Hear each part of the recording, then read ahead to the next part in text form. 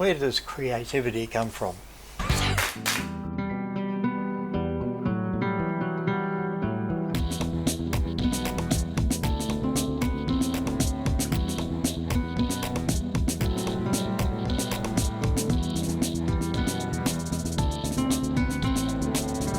G'day. When I was shooting film back in the day, I used to use the Olympus OM1. Beautiful camera, well designed, easy to use, magnificent, light, small, quiet for its day. People really thought the Olympus OM1 and 2 and so on were amazing cameras. So I've still got one, still shoot it occasionally. Also using the Olympus pen. Another brilliant, well-designed camera. This one's half frame, of course, being a pen. Wonderful design, really nice to use. Nowadays, of course, one of the most raved about cameras is the Fujifilm X100 line. Here's an original X100. I had an X100V as well. These are selling like hotcakes. Any X100 will fetch a good price. People want them. The new X100 6 that's just came out is already on the back order. They're having trouble making enough to keep up. People love the design of these things and they rave about the X100 series. That's all well and good, but these things didn't make themselves. The Olympus pen didn't make itself. The OM1 didn't make itself. They came from somewhere. Someone designed them. Now the Olympus OM1 and the pen series, designed by Yoshihisa Mitani. Brilliant designer with Olympus. The X100V didn't pop into existence all by itself. It was designed by, and I've got to read this one, Masazumi Imai. Now, brilliant designer, top of the game. These were made, these were created, these were designed. And everybody knows about the X100, but very few people know who designed them. And isn't that strange? Creativity. Where does it come from? So, often the things we revere or recognise as being so well made or designed or created, we concentrate on those things without taking the next logical step. Oh, who made it? Who designed it? Who created it? Where does creativity come from? Where does your creativity come from? So, let me start at the beginning. I mean, literally at the beginning. I'm going to read something from a book some of you might like and some of you might ignore. It's called the Bible. Yeah, I'm going to read something from the Bible. Right at the start, what is the first thing we read in the Bible say? First this, God created the heavens and the earth.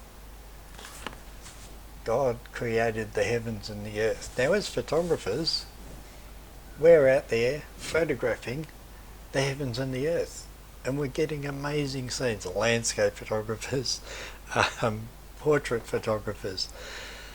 You go out there with a camera, you're taking photos of things that are created, and we often stop at that level. We love the photos of creation, but we don't take the next step. Say, oh, where did this come from? Who was it that made this thing we all marvel about? It's something I've been thinking about a lot. When I like a photo of a scene, I think, wow, that's a great photo, but it mustn't stop there. That scene is amazing because it was made to be amazing. As a photographer, we're just capturing what was already there.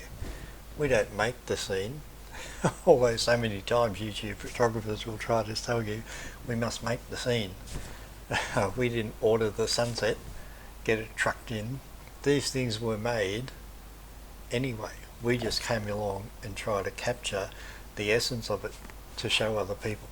So first off, these things were created. There was something, someone who made this thing we marvel at. Yeah, I like taking these photos, but I didn't make what I photograph. You might think, wow, that's a great photo, good on you. Well, yeah, thanks, but I didn't make this scene that I'm photographing. I want to recognise, acknowledge the creator who made this thing that I'm photographing. Now, does that mean I have no creativity in me, that my artistry is nothing because I didn't make this thing that I'm photographing? No. Let me read another verse from the very first chapter of the Bible. It says, God said, "Let us make human beings in our image, make them reflecting our nature." What does the very first verse of the Bible say we read before? In the beginning God created. God is a creator. He is creative. And then he says, let's make humans like us. Let them be with our nature. God is a creator. He is creative. He passes on to us some of that nature of his. And it comes up in different ways. I happen to be visually creative. I like taking photos. Some people are creative in other ways. Musicians. I've tried to be a musician. It doesn't work. I don't really have that in me. I haven't got that part of creativity. But other people I know, they compose music. They arrange scores. They're amazing what they can do in creating music. They got that by the creative God, and they can be creative in these areas. So, things that some people might not think are creative, but are, again, parts of the nature of God that is shared with us all. Maths, physics, the sciences. This whole universe is made of that stuff. Architects, creative in building amazing structures, understanding the maths and physics to get a building up. Wonderful creativity. So even with maths and physics, the people who understand that get more of an appreciation of how the universe is made and put together. They slowly learn more and more about what's already there. None of these things we make. When I pick up a camera, I don't make the waterfall or the sunset in front of me, but I can appreciate it and take that next step of acknowledging who did make it. There's many ways we can express this creative side that's been given to us by the Creator. He made us in his image, and that includes our artistry, our creativity. So what I want to do with this video, quite simply, is take that next step. Sure, there's things I appreciate as objects or as scenes, and I think they're amazing and wonderful, but I want to go that next step, acknowledging the person who made it. And every single person who is alive now, who has lived and who will live, is made in the image of God. God made us in his image. He gave us parts of his nature.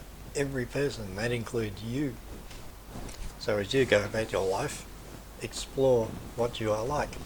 What are your giftings? What have you been given as a person that is unique to you? And get out there and explore that. And while you're exploring it, take that next step, acknowledging where it came from. So, whatever camera you got, pick it up, take it for a walk, have some fun, and say, thank you. Bye.